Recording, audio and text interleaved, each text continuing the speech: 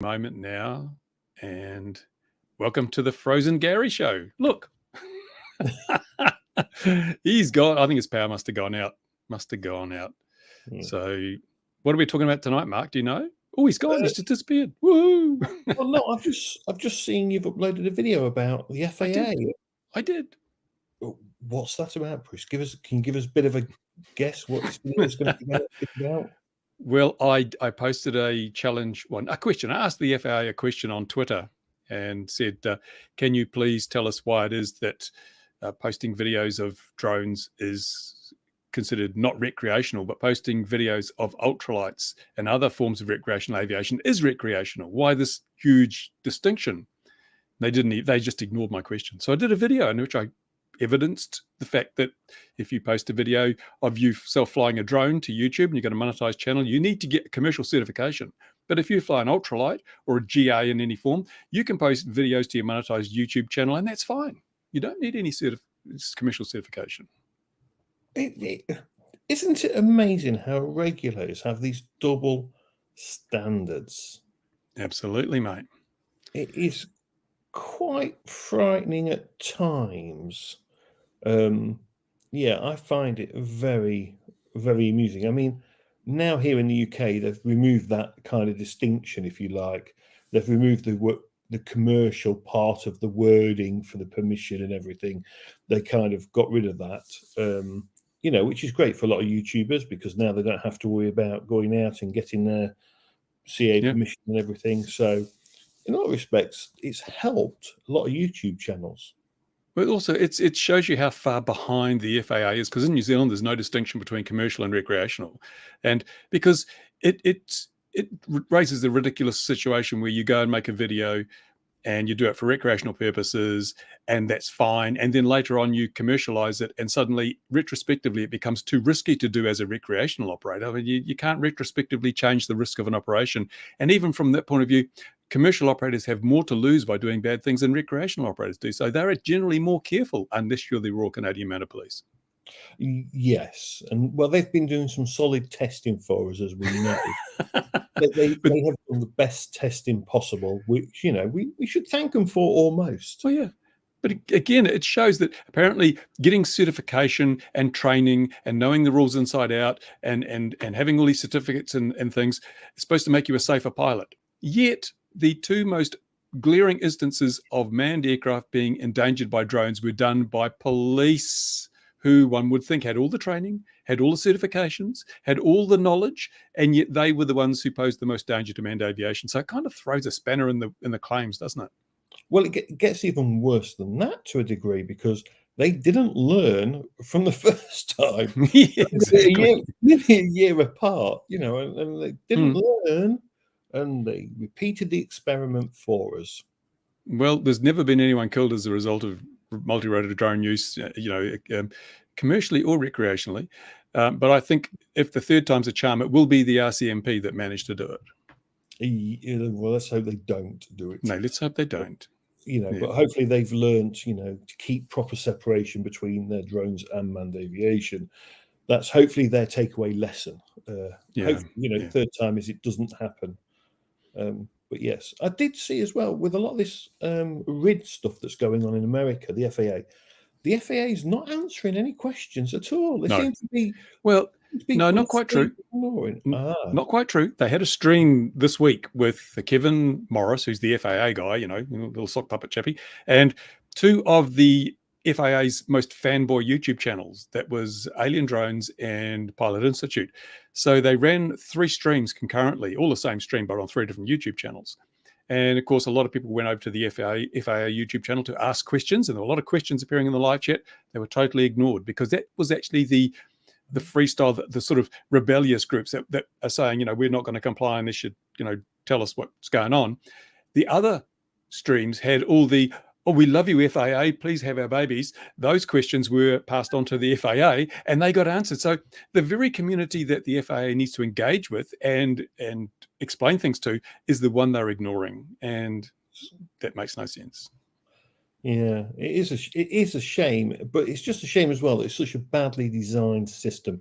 But you were saying it for years before it arrived, and no one seemed to listen. And it's like, oh, it's caught us by surprise. And it's like, really? You didn't know? That's because they're not in touch. They don't understand what we do. They don't understand how we do it. They don't understand the culture of the community, but they're going to tell us how to do things better than we do them now. That's just a ridiculous claim to even think they could do that. And for example, in the video I just posted, I pointed out that YouTubers based in America can no longer do something as simple as a build video for a freestyle drone and fly it, because when they've built it, it becomes a new build post September 16th, 2022. So it has to be fitted with standard remote ID. But you can't buy a standard remote ID system. And so what do you put in it? So you can't fly it legally. You can't just put a broadcast module on it because it's non-compliant. So nobody will be making these full build videos anymore because they can't do it. It's against the rule. Crazy. It's crazy. Now, don't get me wrong, right? There is everything pointing towards the UK is going to get rid in 2026. So everything points in legislation that it's coming to us as well. We've just got to hope that the that our CAA and the DFT just have learned a few little lessons here. And if you're going to bring it in, don't try and lie to us about safety and security, because that just annoys the community. You know what I mean? If you're treating them like idiots. Yeah. So don't treat us like idiots. If you're going to bring it in, be honest and just go, yeah, it's for enforcement because we've got nothing else better to do than hunt drone operators down. And just be honest about it. Yeah. Look, here's a stranger. Now he'll have all messed up audio because he's on his phone. No, he's frozen again. He's back. Can we hear you?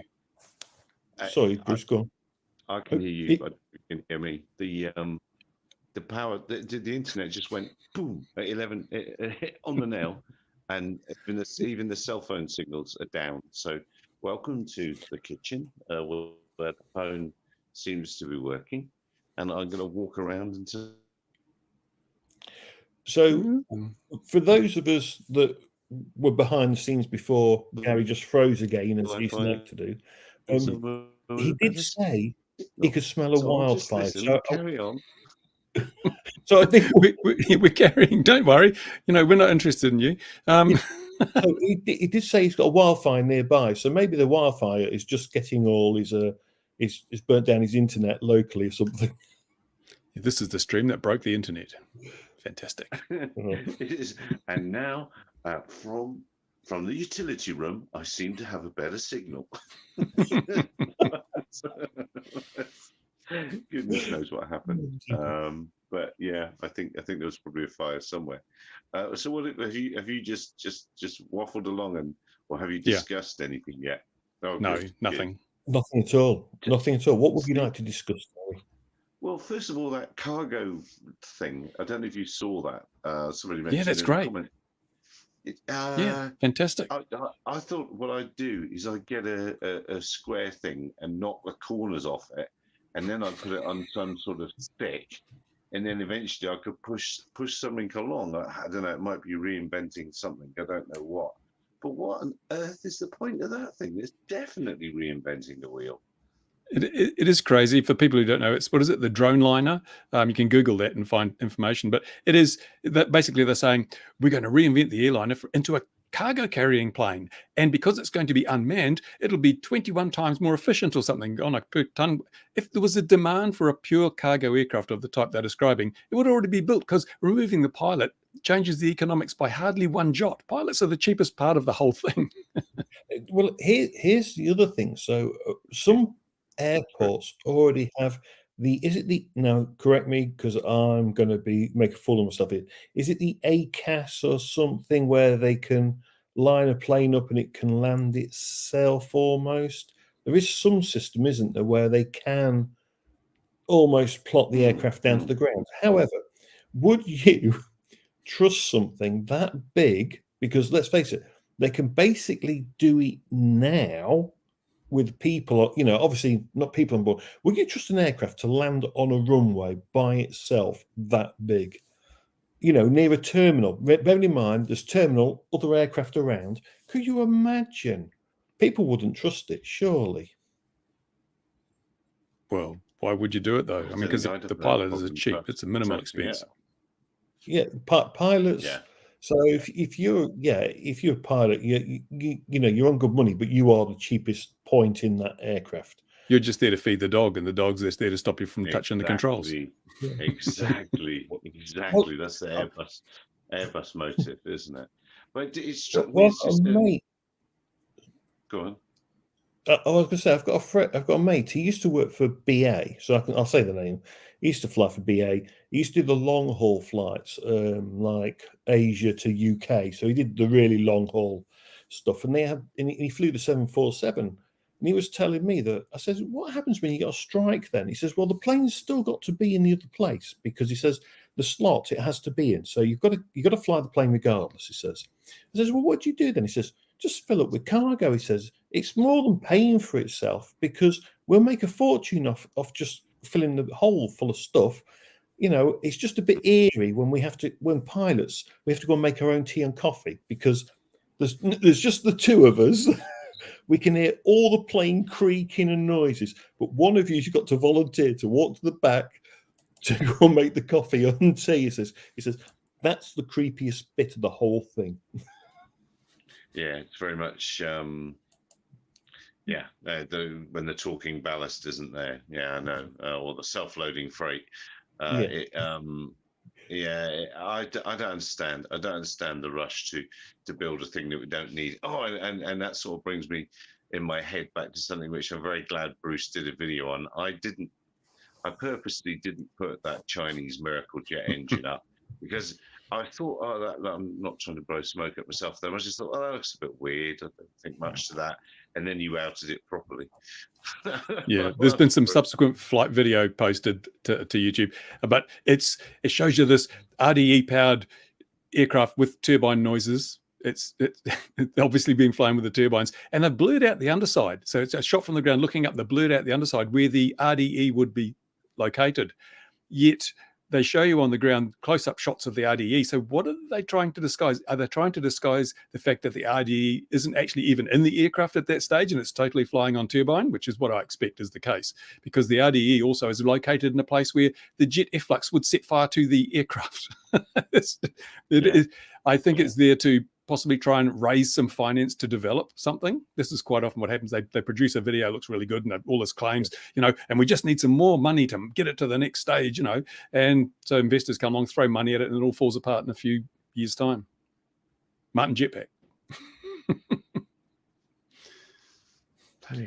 So, I mean, don't get me wrong, right? I can see a point to the little Cessna delivery plane we're going to get. With an Elon Musk's robot in it, flying it.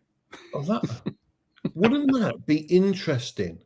Wouldn't that actually be an interesting thing? Because the plane could fly itself, but you imagine if they put something like Optimus in it, the Elon Musk robot, and then it could fly. Do you know that's a bit crazy? That's the Alias system, and it already exists. Yes. I've forgotten the name of the company that did it. Sit it in the seat, and away it goes.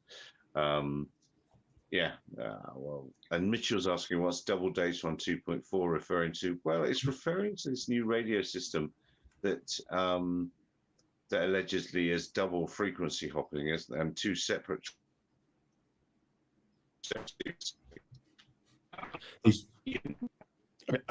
Tell us more.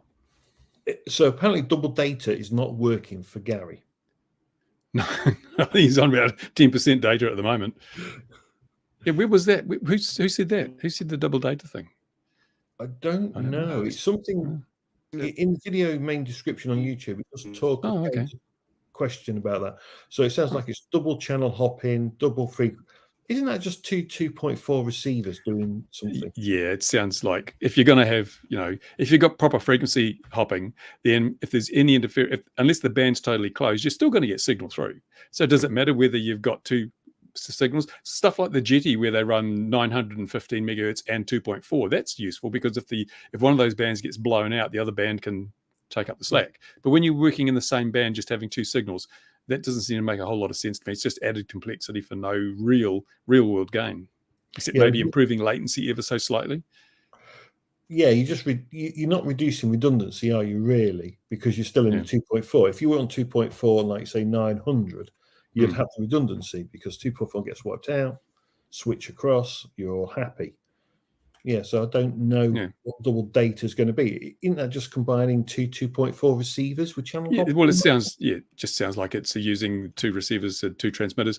But the thing is that it takes an incredible amount of energy to wipe out the entire 80-something megahertz of the 2.4 gigahertz band, unless you've got something right beside you, really, really powerful. It just, that's why it's so hard to jam. That's why spread spectrum is a great thing, because it's really hard to jam. You need to throw so much energy into such a wide piece of spectrum. It's not easy to do. Yeah, and if you are jamming on 2.4, you really have to point it directly at you want to jam, because as soon as you're like 10 degrees off, 5 degrees off, that jam's no longer working on that whatever you're trying to stop. If you're trying to jam a drone, if you're 5 degrees out, that drone will continue to work as it should do. If you're using high gain antennas, But the interesting thing with high gain antennas is that it's a beam, it's a divergent beam. So the further away you get, the wider the beam is. Therefore, that angle isn't as critical as you might think. Because when you're closer, there's a stronger energy field. When you're further away, the beam is wider. So when I use my helicals on my goggles, it's not that critical to head placement because the beam is nice and wide, and I usually have a couple of them angled apart. So, here comes that B-Ugger guy. He's back. Oh, the other guy. It's the other guy. It's a whole 1 frame per minute of video. That's fantastic. Yeah. He's going to try and talk. See him waiting to try. He's thinking about it. Yeah. He's thinking, can he talk? Can he say anything? It's not latency. It's wait and see. I thought I had problems with my internet service provider, but apparently not as bad as someone said. Get Starlink. Don't be a Scrooge. He does need Starlink. He does. His problem is power. So you get a generator. Yeah, so he's going to have to get like a little push bike or something. Get a dynamo on the back wheel. Get a Starlink, and he's going to have to self-power himself. He can milk the goat and make the cheese, render it down, get the fat, use that as fuel for the diesel generator. Yes, that's the way he's going to have to technology, and all we get is this horrible watercolor picture of Gary. This is terrible. Bless him. Not even signed. I don't know. Well, and he's gone. Right, let's get back to talking about adult things. Yeah. So what else have you seen then, Bruce? Very little, because I don't look around very much. But it's going to be fine tomorrow. I'm going to go flying tomorrow. That's going to be a change. What are you flying? What's the plan? I don't have plans. Never have plans, because then you can never be disappointed. And that's very true. So you got anything particularly you want to go and try, or? Yeah, just staying off the ground for a while. I saw some in the media in the UK about drone displays. Any of those yours? No, unfortunately not. But whoever is doing them, well done, because they did one, I believe, at Newcastle Football Ground, which was quite good. They were up above. Now it looks like Gary's moved to the loft. He's climbed into his loft space. Oh, he's outside. He's outside. Look, closer to the transmitter, I suppose. Look at that, and his thumb's working as well. You can't say anything yet though, because his audio's not working yet. But there'll be a hyena jump on him shortly or something. No, he was going to try and show us his solar bar. Looks at it. Hey, where'd that light come from? How come you got a big light in the background? I thought you had no power. No, we got power. We got no power. It's no internet. Okay. And I think I've come inside because I'm being loud. But even the cell phone tower, you can tell, is down. Let's go into this bathroom. This seems to be on the side of the house that's working. So here's the question for Gary. Can you smell that bushfire that you were talking about before we started live? Do you think that's got your cell tower? I think it's probably got something in town where the internet lives. It smells like it's coming from that way. The internet lives in a box. It's got that burning internet smell. Yeah, very much. Yeah, that electrical burning. Yeah. So when are you getting Starlink, Gary? People are asking, when are you going to get Starlink? It's technically illegal here. well, not technically, it is, but people are getting it on a roaming contract from Mozambique and using it here. It's expensive, but yeah, it would definitely be worth a look. I think when I earn my next million off YouTube, I'll consider doing it because obviously, YouTube is where the money is. So, oh yeah, I could give you the password for my Wi-Fi if that helps. I'm not sharing my Wi-Fi password. Oh no, we're in the southern hemisphere, so it should be fine. Oh, now there's a dog going nuts. Oh, it's a lion. There's a leopard about at the minute, so it could be a leopard. A leopard. A leopard. Mm. Hang on a minute. Yeah, it's a big cat. It's like a house cat, but bigger. No, it's not. It's a leopard is something that can take you out. Do they actually buy you dinner, take you to a movie, take you home, good time? And a leopard never changes its spots. So Gary, do leopard? Sorry for being off topic, but do you have many leopard attacks out there? No, not many, but they're always very successful when they do happen. Why would Gary attack a leopard? Yeah, exactly. No, unfortunately, they get taken out for their skins, for traditional stuff and traditional medicine for their bones. So unfortunately, once people are aware, so it's mainly Pfizer doing this. Yeah, exactly. Yes, that's right. But if as soon as one's been sighted and people are aware it's in the area, people will come and have it. Sadly, they don't go outside to get better mobile signals and get attacked. That's it may be why in fact I've stepped into the bathroom closer to the side of the house. So it might not be a particularly good idea to stand there. So now it's just water pythons coming up through the plumbing you've got to worry about. Yeah, no, we don't. We're not like New Zealand's all right, but Australia has the big snakes. We've got some big snakes. We saw a 3-meter rinkhals, which is a spitting cobra, the other day, just popping. But they, you leave them alone, they'll be all right. They'll just keep doing the thing. They're not coming to get you, that's for sure. Probably keep the leopards away, eh?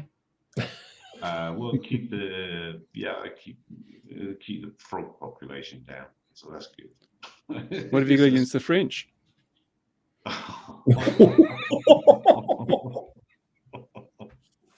Oh dear! Now that frequency hopping thing, Ian had it in his stream. There is a transmitter and receiver that on 2.4 gigs has, as far as I can see, is double receiver and double transmitter, and obviously you've not heard of it, Bruce. They've not sent you one. Ian had one in had discovered one in his review box. No, he had, but I was a bit lost at the point of it. I think what we're seeing now is that manufacturers are looking for things that they think you need. They're looking for, or they're producing solutions for problems that don't exist and trying to convince you must have it, because everybody's bought radios, everyone's bought receivers, everyone's got everything they need. The hobby's shrinking. There's lots of secondhand stuff on the market. How do you keep, and you notice this, I said this in my review of the Jumper radio, you can't just keep making new radios all the time because people have got, the market is saturated. What's your unique selling point for a new radio? So the manufacturers are probably really scratching the bottom of the barrel now to come up with reasons why you should part with your money. And this is probably one of them. They've dreamt up this double frequency. Oh, you've got to have it. But I don't see many people's 2.4 gigahertz systems failing or craft falling out of the sky because the signal's lost. Yeah, it was to do with and to find a clear spot on the band for range. Well, you just wouldn't be, if it's really that bad, you just wouldn't be on 2.4. you should use something else. And that's why you have hopping. You have hopping because even if the band is 90% clogged, you're still going to get 10% of your packets through. And if you're running at 100 hertz, that's a 10 frames per second thing. It's not great control, but it's enough to know I should be landing, and you've still got control to do so. I wouldn't just say, let's switch to double frequency. We'll be right, because you're still going to lose 90% of your packets. Yeah, Yeah, exactly. Yes, that's yes. I just couldn't. I didn't understand the logic behind it. I was hoping Ian would come along to explain the logic behind it. I just didn't. I didn't get it. And the receiver he showed, but there was later on they did show a tiny one, or he did show a tiny one. It's like welcome back to 1985. It's a huge thing. Like what? Why am I going to be doing that? But yeah, if you're really that worried about secure or not secure, reliable radio links, I don't think you use it 2.4 all day long anyway. You'd be using something else. No, I didn't understand that. Didn't understand that at all. Rev saying latest parties, you missed the DJI section yet. It was intense to the point, and it was a revelation, is what I thought. I don't know what you thought about what we said about DJI. We can't repeat it, that's for sure. Getting a lot of trouble. Well, it was under NDA. Yeah, exactly. It's the second time I've heard about NDAs tonight. My eldest son is at university in Swansea. This is very off topic, but then we've been very off topic so far. And one of his new flatmates this year in university is in this year's Great British Bake Off. So she's under strict NDAs to not give away the results. So that's very exciting. So I'll have to try and find that. I thought NDA was the basketball team no one could talk about. Yeah.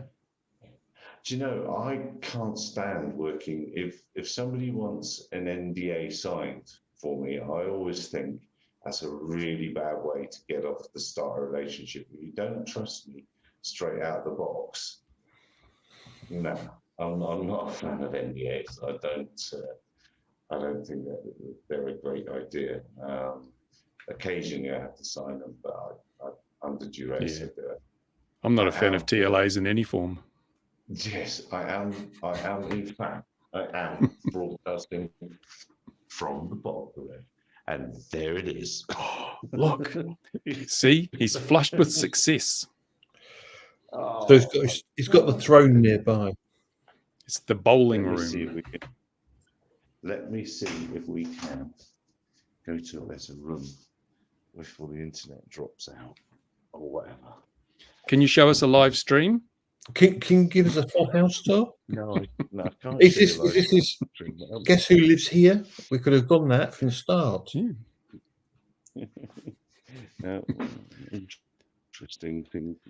It's a pity he doesn't have a rope. We could all sing Lou, Lou, Skip to Maloo. Oh, yeah. Let's see if it'll keep working down there. You know, if this was a Halloween show... Yeah. Gary, all you need is a torch and it'd be a full-on Halloween show. Oh, the Blair Witch Project. Yeah, he's frozen, look.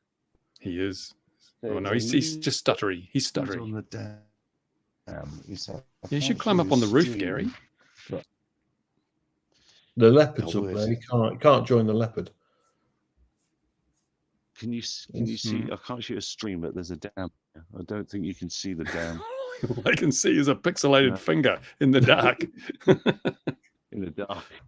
Trust me, there's a dam out there. What? So whose is the dam? Is it your dam or is it someone else's dam? No. No, we don't know whose dam it is. Because you would think it was his dam, he could build a little turbine. Hydro system. Yeah, a little hydro system to power the house. Because that's what you would do if you had a dam nearby. Yeah, but he's got power. He just doesn't have internet. So he must be getting it from a cell station that's a long way away. Yes, bless him. It's like living in Wales. You just don't get the internet. It is. It's like being at the bottom of a big mine in Wales. Yes. There. Yes, there we go. You're paying for those black pixels, eh? So what can we talk about now that Gary's gone subterranean? Oh, dear. Oh, and he has gone. Gee, that's hard on your neck, that sideways jerking thing when someone drops out, I've got to say. So you're going flying, so you're going FPV flying, or are you just going flying? What are you doing? A bit of both. I don't get to do much flying because I'm too busy filming, which is a pain. Right. But I fly drones, film with the drones, but that's about it, unfortunately. And I have to be very careful now because the CAA is following me on Twitter. Which one? The New Zealand CAA. Really? They follow you on Twitter? Yeah. And what do you think to them following you on Twitter? Do you think they're trying to learn something or trying to gain knowledge? Hopefully they are. Hopefully it's the start of a dialogue. Hopefully. How was the local council? Do you still go to those meetings? A complete waste of time and space as usual. No. Nothing changes there. So yeah, be a bit like my council then. I'll try acoustically something or other superior bedroom that's deliberately designed for this sort of thing in the world of BF or not. Is not what we actually need is we need Gary to be sponsored by an internet service provider. That's what he actually needs. Do you notice though, you can see that the speed of light is faster than the speed of sound because you see his lips move and then the sound comes later. That's true. There's proof of physics here. We're doing some science here, people. Talking of physics, do we think that the Paris air taxis will be working by then? Do you think they will have trained enough pilots to fly them? And do you think it's going to work? Or will it just be like they'll do one to like go, oh, look, it can be done, and then go, yeah, that's it then? Yeah. I don't think they've got enough ambulances to support that many air taxis.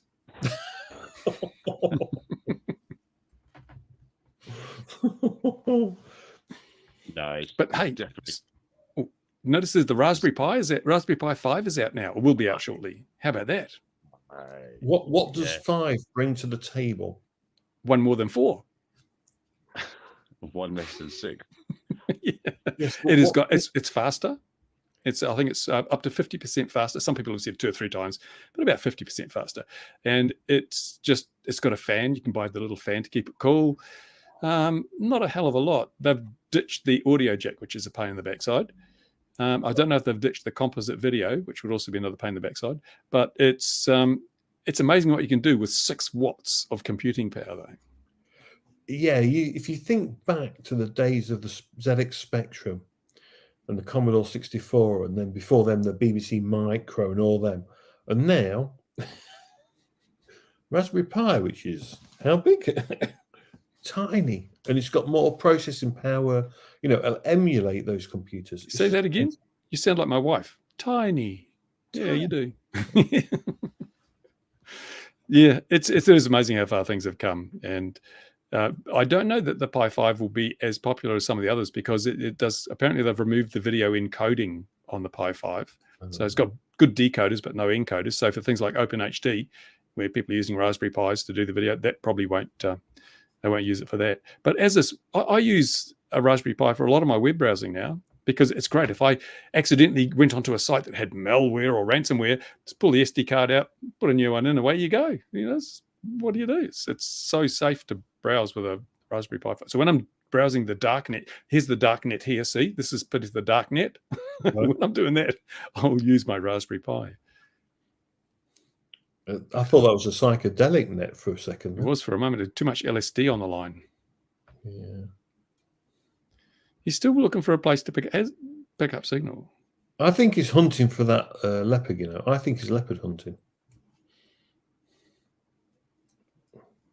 If we see him with a leopard fur coat next week, we know he found it. Yeah. Or if we see a leopard with a beard, we know what happened. Let's get some inspiration from the chat. Come on, people. And I see that someone asked about the ADSB alarm. Yes. Yeah, how's that coming, Bruce? It's coming okay. I've still got to finish the web pages and things, and the website was supposed to be all sorted, but it doesn't seem to be sorted yet. So dealing with the hosting company, and I've had other things drains on my time of late. So, but yeah, it is coming along. Is that Raspberry Pi 4 powered, by the way? Raspberry Pi 4, and also I'm working on a version for the 2W0, which is the much smaller one. They were about like $15. Well, I think now they're about $30. It's just a little thing, and it's almost got enough power. I will probably try and optimize the code a bit to give it enough power, because then it's simple. You can just whack it on the back of an existing old FPV LCD and away you go. That'd be pretty cool.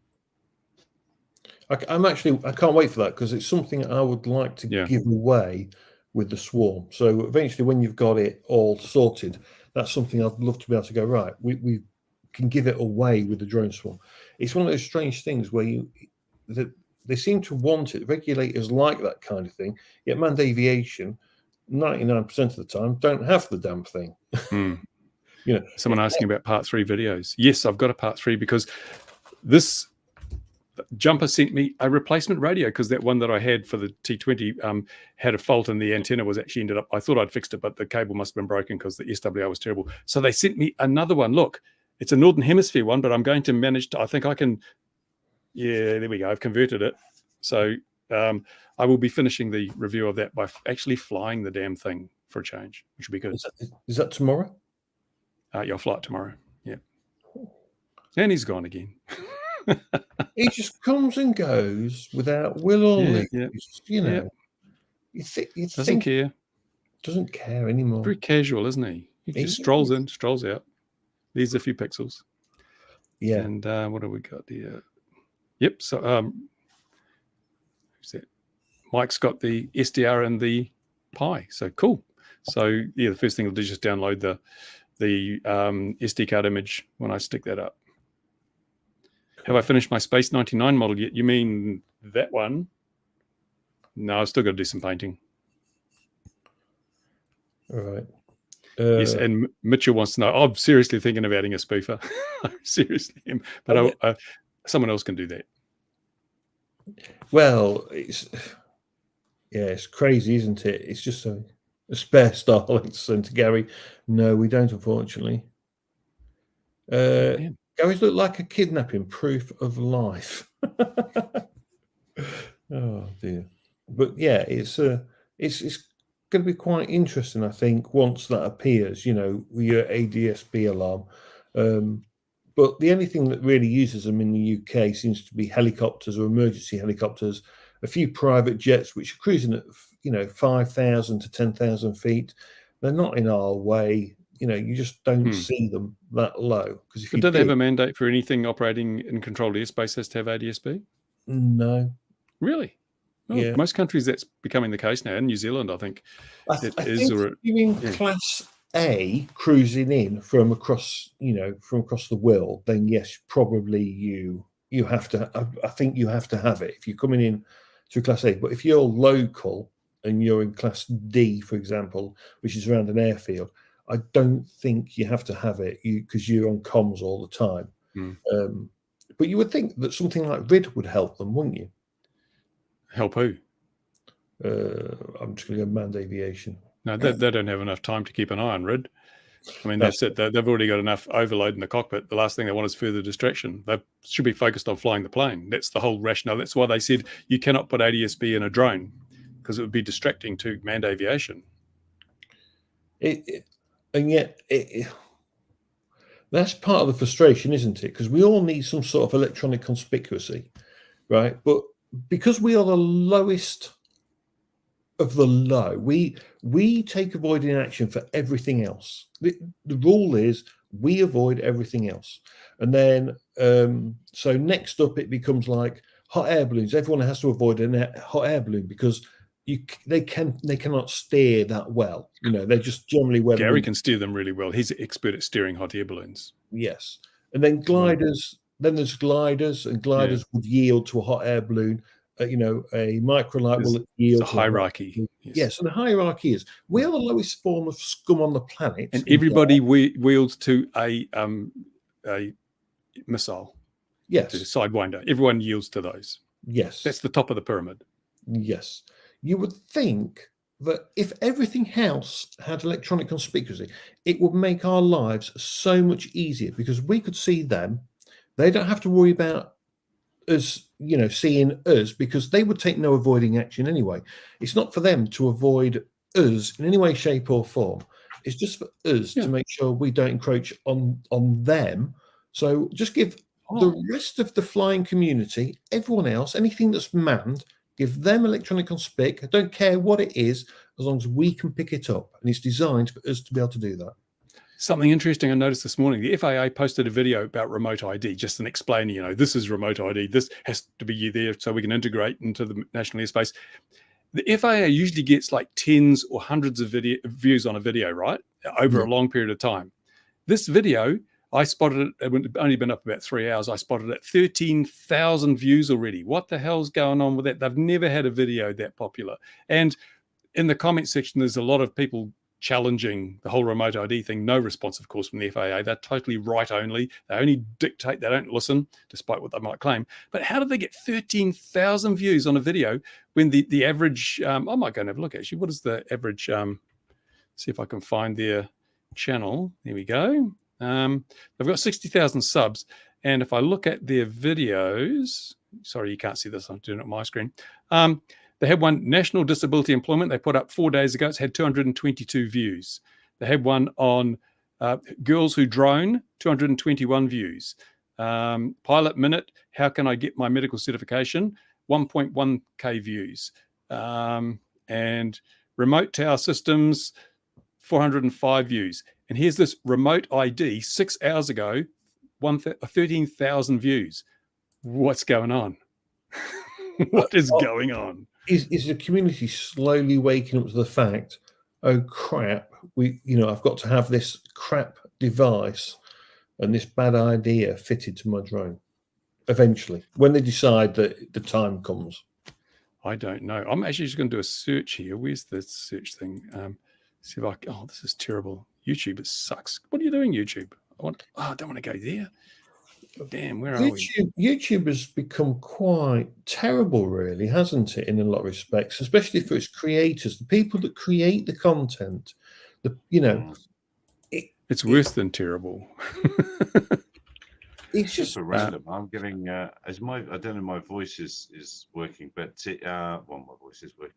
But I'm getting stuff recommended from 10 years ago consistently now. There's nothing that's also not stuff that I would be interested in. Maybe I was 10 years ago, and it's just catching up. But it's gone to pot at the minute. Well, the other thing I noticed is a problem at the moment with something called invalid traffic. A lot of small to medium-sized creators are getting told, we are reducing ads on your channel because we've detected invalid traffic, and people's revenues are going down by 90% or more. And these are full-time YouTubers reliant on YouTube for a job. And they're saying to YouTube, well, what's the problem? And YouTube is saying, you've got invalid traffic coming to your site. You must be buying views, or you must be clicking on your own videos or something. And they're saying, no, we didn't do that. How can we fix it? And YouTube just says, don't allow invalid views. And people say, how do we stop them? And YouTube says, it's your job to curate your own videos and to make sure that only valid views are logged. I think you can't do that. And if you do a search for invalid traffic on YouTube, you'll find all these poor people who are full-time YouTubers struggling to get past that initial thing where you just cover your costs, and they've just been killed off by this situation where their revenues are slashed by 90%. YouTube won't tell them how to fix it, and that's the end of them. They're just giving up. What on earth is going on? So is there going to be a better solution, do you think? Well, I'm seriously thinking I'll have to roll out my better solution. Because I have a solution, and it's a bloody good one, actually, to choose my French. I think it's a really good idea, because you've got like Rumble and Odyssey and all these things, but they're again, the big platforms run by things, and my idea is that you buy your Raspberry Pi 5, you stick that SD card in there, you plug it into your internet server, and you serve your own videos. Your own videos served from your own little server. But then when someone wants, one of your mates in America wants more coverage, you can put his videos on there as well. So you're serving yours and your mates, and he's serving yours as well. And then you have an intelligent protocol that basically looks and sees what videos are being searched for. And so you basically share out the content according to need. And as more people come onto the network and add their videos, the capacity of the network grows. The storage, the computing power grows in proportion to the amount of content. So you don't have to spend all this money like YouTube with these massive server farms. Everybody's got a Raspberry Pi. And it's kind of a distributed system, but unlike Odyssey in that, where you're reliant on people's computers to be plugged in and working, this is something you just plug it in, connect it to your router, and forget it. You don't have to do anything with it. And then you upload it through a simple interface so you can put your videos up there. It grows organically with demand. You've got full control. And, the other thing is then company can be set up to monetize it.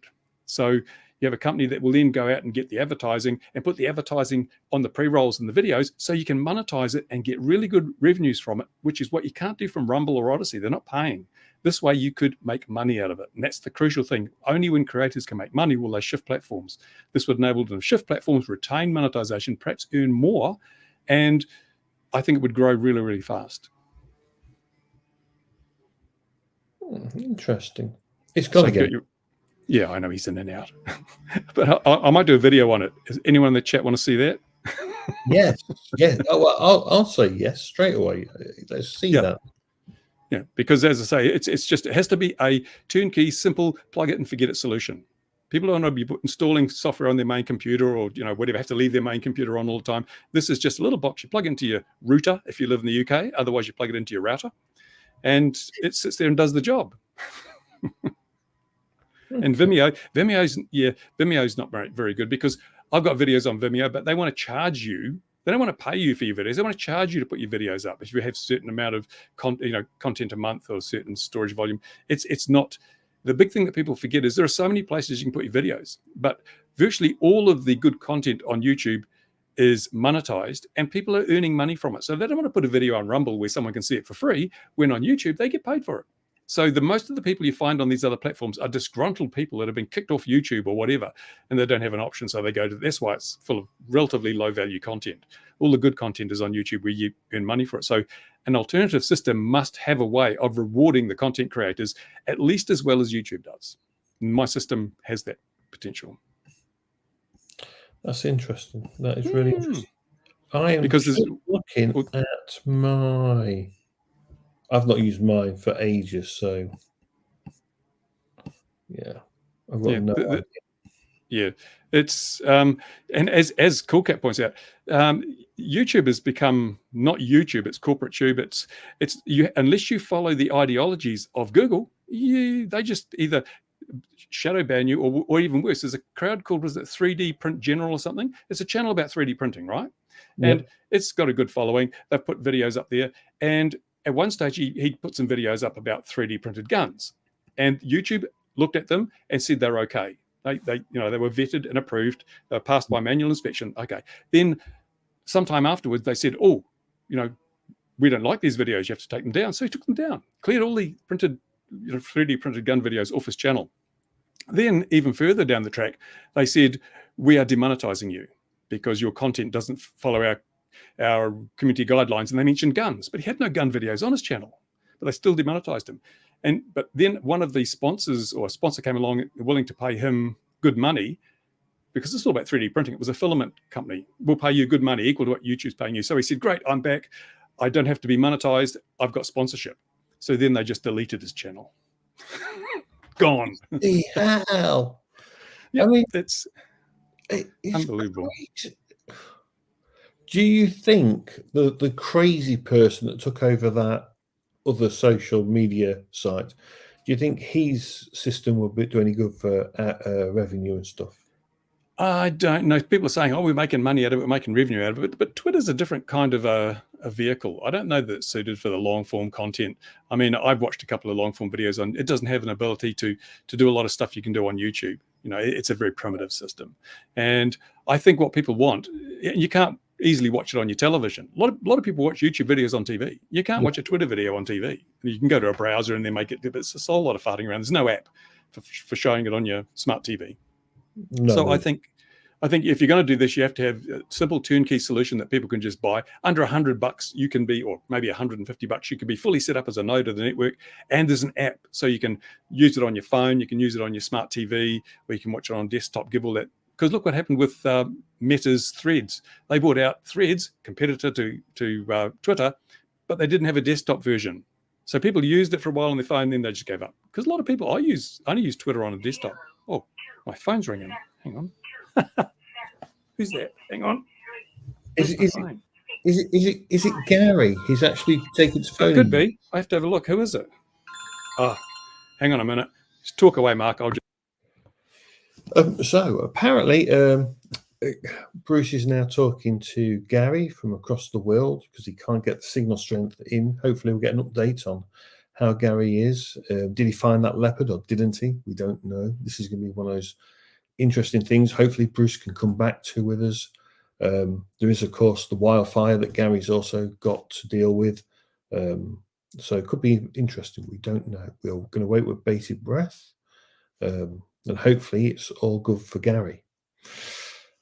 But anyway, hope the rest of you are all doing all right. It's been quiet this week for drones. I've not seen a lot. There was the drone show, as we mentioned earlier, over one of the UK football stadiums. There's been a few in America that I've seen some nice shows as well going on. So it's nice to see drone swarms slowly getting more and more popular, which is good. I saw a report where someone said, "Oh, the drone industry in the UK is about to take off and be worth millions again." Whoever writes these reports, it comes around every year. You know, the drone industry is just about to take off. It's going to be worth X amount of millions. Best training, this, that, and the other. And you just read it and you go, still waiting for these millions. So yeah, it's quite interesting in that respect, but these reports just keep coming out all the time. Take with big pinch of salt, chuck it away. But other than that, I've not seen too much, to be honest. Any questions is what we've got. So, we're talking about YouTube, so.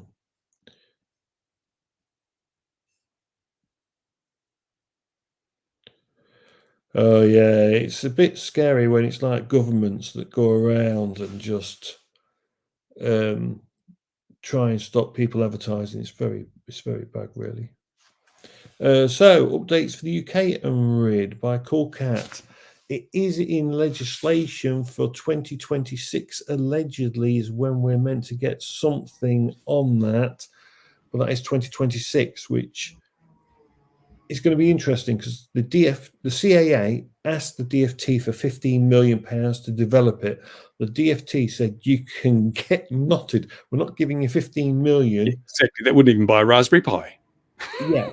And, you know, they spent, what did we spend? We spent like 2.5, 3 million on the registration system in the UK. So, you know, and it's like 15 million for RID. No, it's just, you know, it won't turn enough in fines quick enough, would it? Let's be honest. If it's going to be used for enforcement, which is probably what it is, because we know the safety and security would just be the lies. But yeah, RID UK 2026, keep your eye out for it. If it'll happen or not, who knows? It's going to be interesting. I mean, it does exist in Europe a bit. You know, a lot of DJI stuff now comes with the RID, so you can have it turn it on or off, depending what you're flying. So yeah. Yeah, a lot of people have been saying to me, "Why are you concerned about RID? It's America. Why are you even interfering?" And well, it's going to come everywhere. And if we can convince the Americans to tune their system so it's not as stupid as it is now, then or at least if we can point out the stupidity of some of the things they've done, then other regulators won't make the same mistakes. Yeah, and this is the important bit. It's the fact the Americans are doing it's kind of, we know that other CAAs will adopt whatever America does typically. They will adopt that kind of thing. And pointing out the flaws, the errors is actually very important, and how badly managed it's been as well. Plus the lie on how much it was going to cost. How much did they think it was going to cost, Bruce? $50 a unit originally? Oh yeah, that was the original claim, $50. Yeah. Yeah, it's double that. You know, yeah, it's easily double that. So, and well, as I pointed out recently, you're probably going to have to scrap that module within the next 18 months anyway, because they'll have to add signing and they'll have to encrypt the operator location. And so hopefully other countries will add that before they launch their RID system, so you don't have to throw away all the modules you've got to just get up to the new specification. Yeah, and pointing out the flaws for America is vital. You know, don't tell us a lie. When the FAA goes, "Oh, it's for airspace integration," that's just pure BS, right? We're not stupid. we could see what you're up to. It's enforcement. It's nothing more than enforcement and hypocrisy for the most part.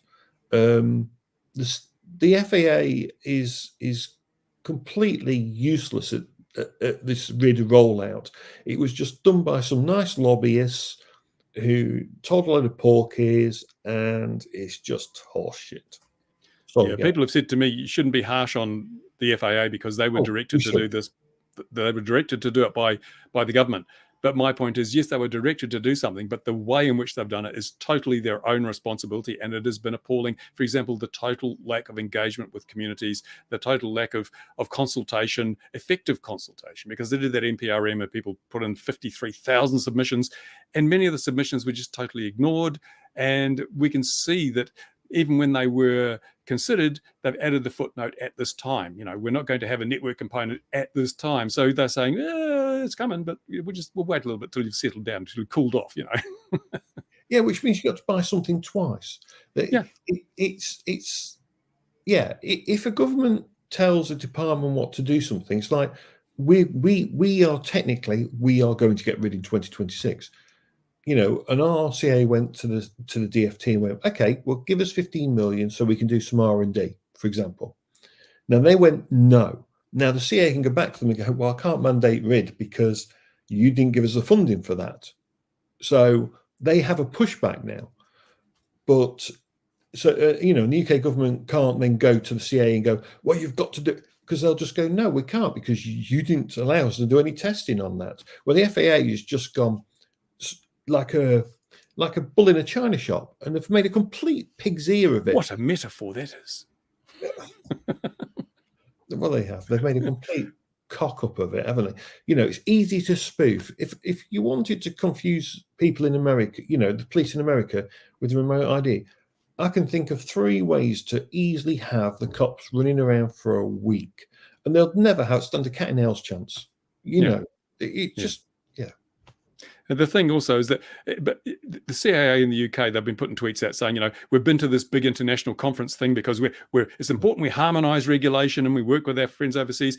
Yet every country in the world has come up with a different set of drone rules. There's no harmony, and even the remote ID standard differs from country to country. So where is this harmonisation that's supposed to come from these junkets to overseas destinations where it's all at the taxpayer's expense? And actually, drone regs. Now, you would think that because of the YARSA thing, because there's 28 countries or 26 or whoever in Europe, in mainland Europe, in that political system, they're under the YARSA rules. Now you would think it would be dead simple, and the drone rules would be dead simple across all of them. No, really not, because it's not just about the drone rules, it's about the rules of flying a camera or using a camera in that country. They all wildly vary. So it doesn't just become about the drone, the fact it's recording data. So I believe Portugal are really hot if you take a photo at all. It gets really weird in places. So there's no real harmonization. It's understanding different restricted airspace is another one. There's no clear apps at times. The UK is really good. We've got Drone Assist. We've had it for a long time. It's a really good app. But trying to find out that the European countries can be quite hard, actually. Yeah, and it's the crazy thing when you step back a couple of paces and look at it is there's nothing you can do with the drone to endanger people or property that isn't already covered by general legislation. Why do you need to have a special case? If you hurt somebody with a drone, how is that different to hurting them with a knife? You're hurting someone. You can't do that legally. It's against the law. So do we have special legislation for every single thing we own? So it can't be misused? No, we don't. We have general rules that say you may not injure people, you may not kill people. You don't need to have a special set of rules that say you may not kill someone with a knife. No, it's just a general rule. Yeah, it's like you cannot hit someone with a rolling pin. Where's that written down in the law? Yeah. It's crazy. Yeah, it's so micromanaged, and there should be a law that says no law may reproduce the constraints or regulations of another law. Well, there is meant to be something like that. It's in bylaws, I think, in bylaws it applies to, but not in general legislation. Right, yes. Bylaws are not allowed to override or rewrite. So we end up over time with law upon law upon law upon law. And when you do one thing wrong, you've broken several laws. It's just ridiculous. Simplify. If you want people to follow laws and rules and regulations, they have to be really, really simple, because people inherently have too much to do than to memorize a book this thick of restrictions and regulations. Well, just do that again. How thick? This thick. Right. I think you would have to double that now, because I've been reading some of the YARSA stuff. And even though the UK itself, the CAA, has made mistake across its different caps, when you go and look at the YARSA stuff, you look at, it's like the website needed to cover the drone rules is ridiculous. It's getting crazy. That's European regulation all over. Look at Brussels, and they live to regulate. Never use a small word when a diminutive one will suffice. Yeah. I mean, don't get me wrong, right? Being part of the EU is kind of good, but then at times you just go, no, it's really not that good. It's like, oh, for God's sake. It's a double-edged sword, isn't it? It's it's we can't have swords that are dangerous. That's true. That's true. I mean, it's crazy. It's like the C1 rating, C0, C2. The UK consultation, should we stick to the European, or the EU, sorry, because I'm in Europe anyway. Should we stick to the EU regs, or should we have our own thing? Well, we would be stupid to be anything other than keep the same. It would be stupid of us to do a mass divergence in that respect. Yeah. But that probably means they're going to do it, because every regulator says we are leading the way with our regulation. We have world-leading regulation. We're not going to just follow everyone. We're going to lead. So they're all leading from behind. What's really interesting, though, Bruce, the UK for a long time, the PFCO, as it used to be called, and the PFAW before that, if you went to other countries around the world and you showed them that, and you showed them your manual, they actually would quite happily go, oh, they've been properly trained. They're UK, they're Brits. It did mean something back in 2015, 2016, 2017, 2018. Now it means nothing. So why is it that you can travel the world with your UK or your New Zealand driver's license and hire cars and drive them all over the world, where there's different road rules and you have different sides of the road and all this sort of stuff? That's fine. But if you fly a drone in your country and you go to another country, your qualifications count for nothing. And it's just a toy drone. It's just a little drone. What? The world is increasingly a very strange place where logic and common sense have no place. Can't believe it. Yeah, and you're right about cars, because you can even fly Cessnas. You can get your Cessna license. You can fly to France. You don't need to go and take a French test. You have to go and take a German test. Aviation, once you've passed your test, helicopter pilot can just fly from A to B. It is becoming more crazy. Don't get me wrong. I get the YARSA rules, the A2 CFC and the GVC and all that was meant to kind of do that, to be honest, and the A3 open category. But the problem is they're still disjointed across the countries to what rules they do and don't like photography, and not flying in built-up areas. Because even in France, even if you've got your A2 CFC and stuff, if you go and look at the official maps, you can't really fly anywhere in any of the cities that much at all. Can't you power loop the Arc de Triomphe? That'd be great, eh? Dive the Eiffel Tower. But you'd not be allowed a drone near that. It'd be like trying to do that near Tower Bridge. Don't do it. But here in New Zealand, people die. Quite a number of people die every year because tourists come from America or other countries who are used to driving on one side of the road. They hire a car, they go out driving, city's fine. They get out into the country where there's not many cars, and they start drifting over to the normal side of the road. Round the corner they come, bang, people die. Yet we accept that. That's a reasonable risk. We don't say you can't drive in New Zealand because you are a very high risk of killing other people. Yet I can't fly my tiny drone over my own house because that is an unacceptable risk. People die every year from drivers on the wrong side of the road. That's acceptable because money, money, money, tourism industry. But I can't fly my tiny drone over the house because nobody gets to make money out of that. Oh.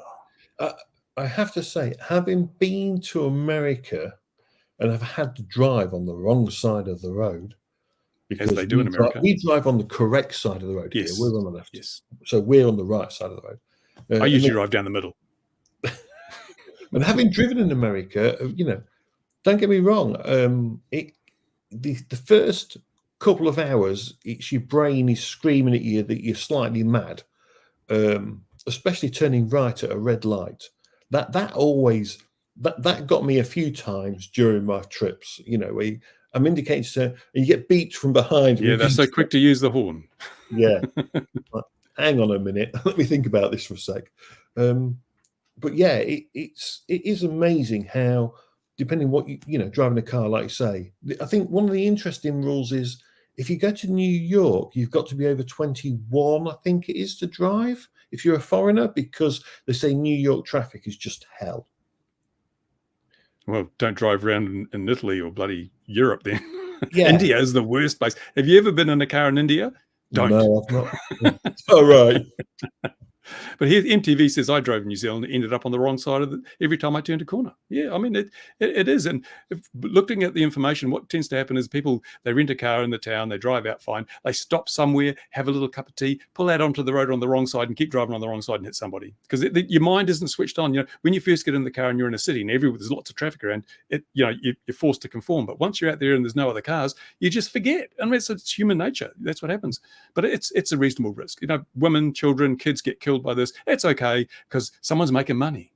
Yeah, I mean, sadly, that has happened here in the UK. So, an American base, there was a lady. Yes, I remember that.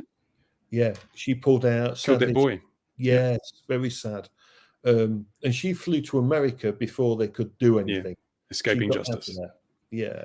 But I have a certain amount of sympathy though, because I can understand how that would happen, and it's not a good thing. But if the government really is there to protect us, health and safety and security, and we can't let you fly drones because it's unsafe, unsecure, then surely they got a job to protect us by saying, if you come from a country where you're driving the wrong side of the road, you cannot drive until you have spent so many hours in a situation where you are assisted driving, or you're mentored by someone, or someone sitting beside you to remind you, and you get out of that muscle memory brain pattern thing.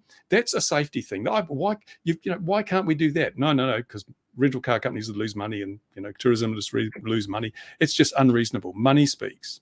Yeah, it does, sadly, and the drone industry is not that big. Well, no one makes money when I fly over my roof. And in America, I'd have to get a 107 because I could actually be accidentally checking the tiles. That's crazy, isn't it? In America, you need a 107 now just to check. Yeah. So that's the thrust of my latest video. Yeah, the FAA is, in America, if you want to fly a drone or a model aircraft, you're flying under Part 107, which says you need to be certified. The only time you don't have to be certified is if you qualify for the exemption. It's a very narrow set of standards for the exemption. And over time, they've made those parameters for qualifying for exemption status narrower and narrower and narrower. And now, even to the point where if you fly a drone over your roof to check for tile damage, you no longer qualify as a recreational pilot. So I see the FAA's, probably at the behest of the Commercial Drone Alliance, is trying to squeeze that exemption to the point where nobody qualifies, and they say everyone has to have 107 if you want to fly drones and model aircraft. And then the hobby's gone because it's all commercial. And that's quite bizarre, because we went the other way. The UK and Europe went the other way completely. We just turned around and went, oh, do you know what? We're going to remove the commercial stuff. If you want to fly a drone, it's sub 250 grams over your house, or anyone else's, and do stuff, take photos, fine. Just read the manual, sub 250 grams. Just read the manual. Be registered as an operator. They don't even stress, I think, commercial insurance, although that's wise. And crack on. And it's like, what the, Yeah.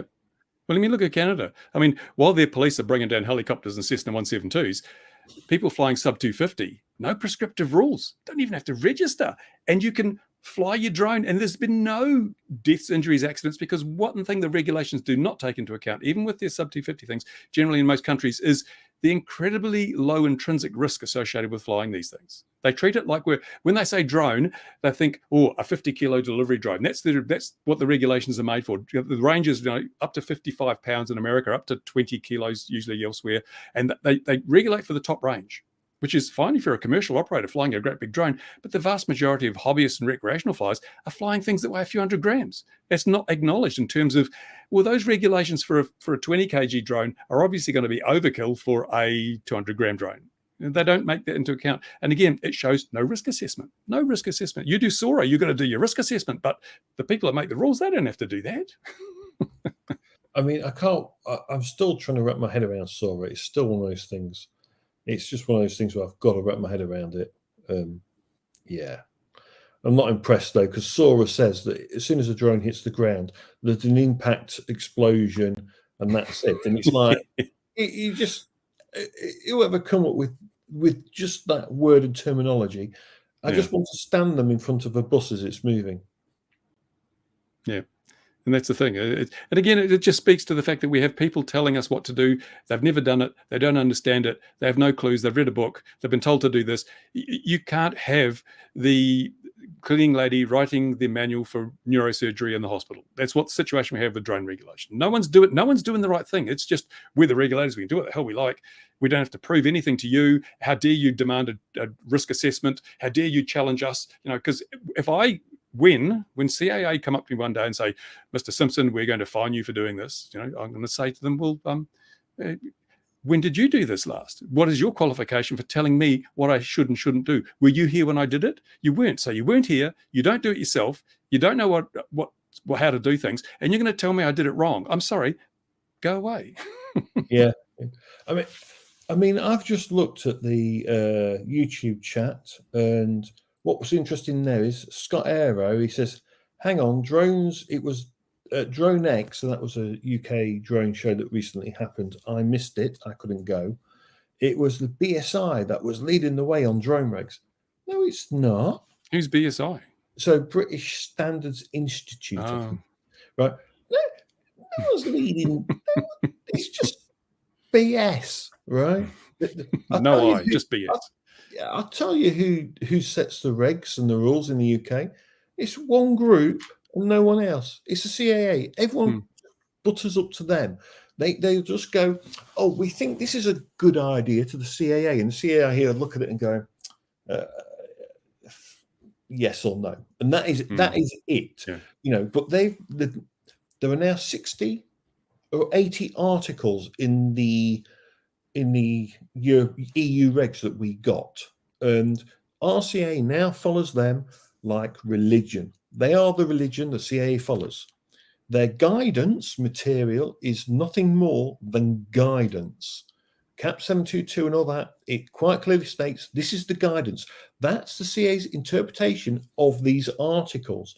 And in these articles, it'll say something like, the remote pilot must make sure the aircraft is airworthy before it takes off, which basically means the aircraft has to be checked to make sure it's not going to fall to bits, kind of thing, in the sky. And it can be something that basic, and CAA will interpret that to say, right, you've got to do your pre-flight before the aircraft takes off every time. Yeah, and that's the thing. You can't to delegate responsibilities like that to someone who isn't there on the spot on the day is a very dangerous thing to do. You can follow those sort of rules and guidance perfectly and still be a danger to people because you're just doing what you're told. You've got to. The only way to have safety is have people understand what they're doing, understand the ramifications of when things go wrong, anticipate what could go wrong, develop mitigation strategies themselves on the day, on the spot, because every location, every weather situation may require a different mitigation for a certain thing to happen. You can't put that in a book because it'd be way too big. So you teach people, you give them the skills they need to manage the risk, but they don't do that. They try and say, just follow the rules and you'll be right. No, that is a recipe for disaster, as the Canadian Royal Mounted Police found out.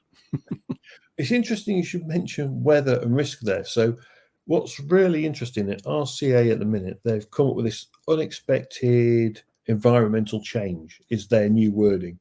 And you have to have your emergency procedure for that. So unexpected environmental change, so that could be in brackets, and they want it to be weather-temperature. Now, if temperature changes that fast, you've got far bigger problems than a drone in the air. I promise you that much. The weather one is rain, so it's like, hang on a minute. If you've done all your checks, right, you already know what the weather's doing.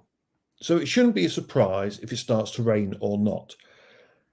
And because you're only flying within 500 meters of where you are, because you can't go any further, that's the rule under the permission. You can feel weather, you can sense it, you know what's going on, you can see it. If you can't see it, you're inside, and therefore don't worry about it, kind of thing. But it amazes me when they went that, and I'm thinking, hang on a minute, surely when they wrote the course material or they sign off an RAE to do the course material on weather, they should be making sure that this should never happen.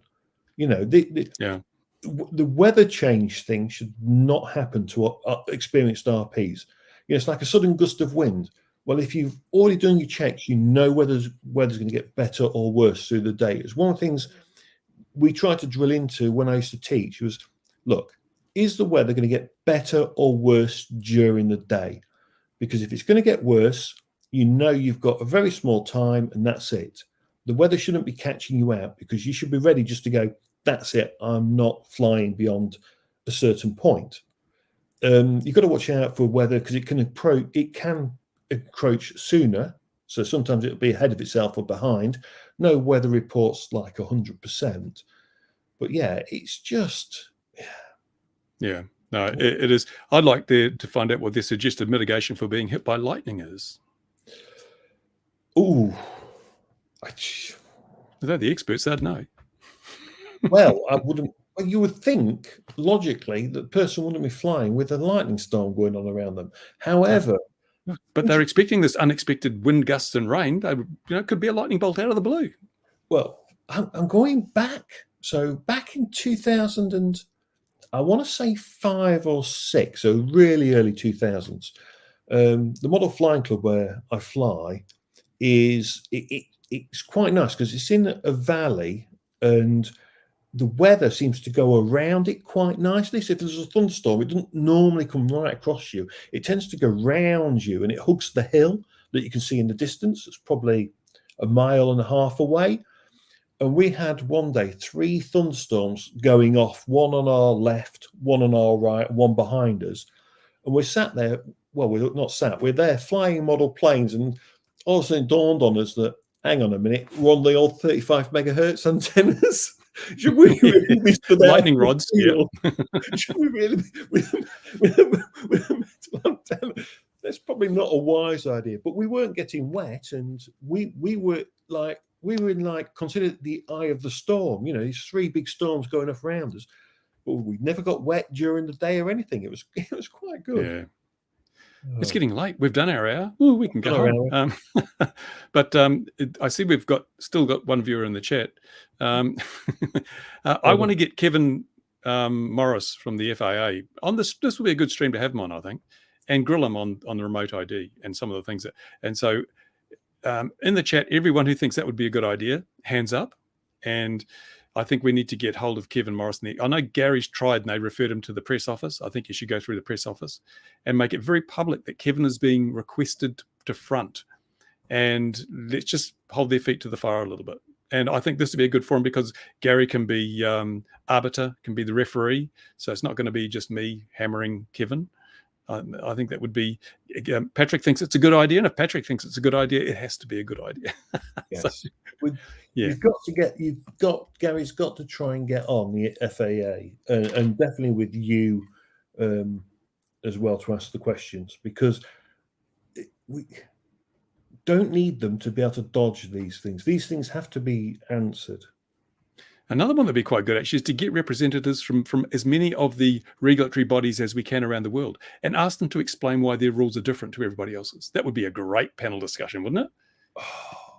Why are you not following the Canadian lead with sub 250 and making no prescriptive regulations? And Canada, have you encountered any problems because of this? Do you intend to change that? And if you don't, why are these other people using a different method of regulation, which is, get them fighting amongst themselves. That's what you got to do. That would be interesting, wouldn't it? And how, get the UK CAA to come on if they would, get someone from YASA to come on, because it's quite interesting. So even now, we know people that are trying to get swarm permissions in Europe, in mainland Europe, so in the YASA, Ukraine, that sort of place. Yeah, and it's proving difficult because there's no clear way for it to happen. It's like it's just frustrating because we can go, right, here's our manual, here's how it's done. And then all of a sudden you look at the EU version and you're going, well, hang on a minute, it's not making as much sense. It's so overcomplicated. Yeah. Well, I'll have a chat to Gary behind the scenes. I think I've got 2 carrier pigeons left, so I will be able to communicate with him despite his technical blackout. And we'll see what we can organise. But we may have to call on the audience to give some concerted backup.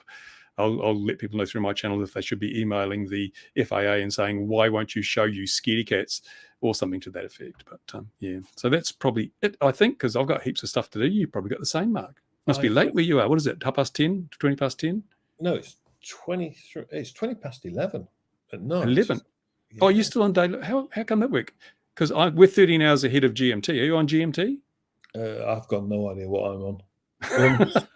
Oh, you're on GNT. Yeah. Yes. Well, our clocks go back. Oh, so you're still daylight saving. Yeah, we're still on daylight saving. So when you go back, you'll be GMT again. Yeah. Yeah.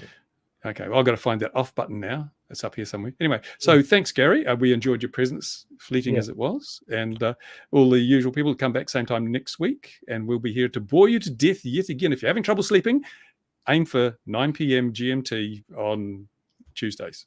Yeah. We'll put you to sleep. We can help you go to sleep. Exactly. Thanks for all those that turned up. And we'll see you next time. Now, here we go. End stream once. And then it says, are you sure?